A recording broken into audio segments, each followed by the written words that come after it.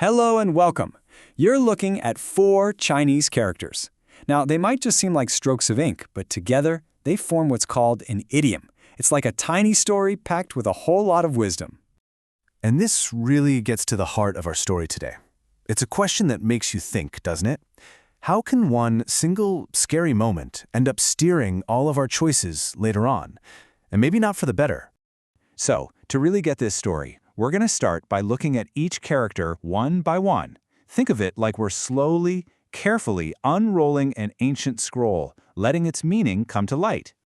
Okay, this first character is pronounced yin. You could say it means because of or on account of. It's all about setting up the reason why something happens. The second character is ye, and this one paints a really vivid picture. It's that feeling of a catch in the throat, the physical act of choking. In our third character, Fei, this means to abandon something or maybe to cast it aside. It has this sense of a very final, very drastic decision to stop. And finally, we have Shi. This is a simple one. It just means food, or if you want to be a bit more poetic, the act of eating itself. So, when we put all those pieces together, we get因噎废食. Literally, it means, because of choking, you abandon eating. But of course, the real meaning goes so much deeper.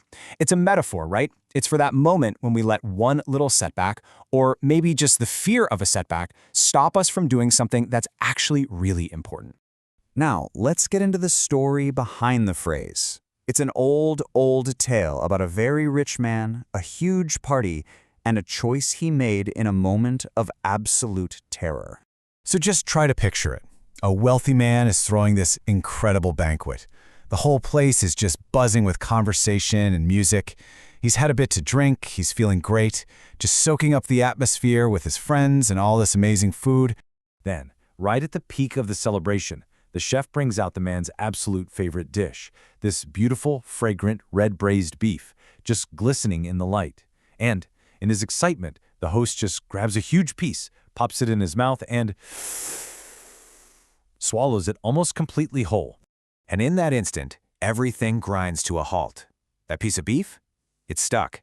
He can't get any air. You can imagine the scene, his eyes rolling back, sweat just pouring down his face.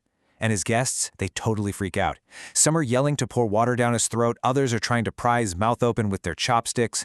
Their panic is just making everything so much worse. But one of the guests is a doctor, and he stays completely calm. He just moves right through the chaos, gets behind his friend, wraps his arms around his stomach, and gives one sharp squeeze. The piece of beef flies out. The man gasps for air. He's shaken, but he's alive. So, the immediate danger was gone. But that fear stuck around. And it was that feeling that pushed the rich man to make a decision that was, in its own way, just as dangerous as the choking itself.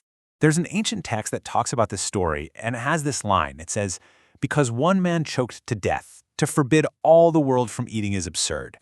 And that really is the philosophical core of this whole idiom. It's a warning against that kind of flawed thinking that's born out of pure fear. Yeah. Let's just trace his thought process for a second. It starts with something that's totally true. I nearly choked on my food. But then, that one single event balloons into this massive generalization. Therefore, eating is a deadly risk. And from there, he jumps to this completely impossible and illogical conclusion. I have to stop eating altogether. And this is exactly why this story is still around after thousands of years. It was never just about a guy choking on some beef.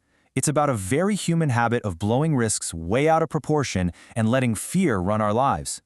It really does get at so many things we all go through, doesn't it?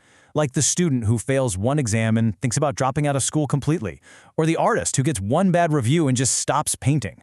It's about that exact moment where we mix up a one-time event with a permanent danger, and about finding the wisdom to learn from it instead of just giving up on the whole thing. So today, you might hear this idiom used in a situation just like this one. A friend might be saying something like, after his first business idea failed, he just completely refused to try again. And you might tell him, hey, don't yin-ye fei shi. Don't give up on being an entrepreneur just because of one choke. And so, this ancient story kind of leaves us with a question for our own lives, What important thing, what goal or relationship or passion might you be avoiding, all because of one bad experience in the past? Learn Chinese one story at a time.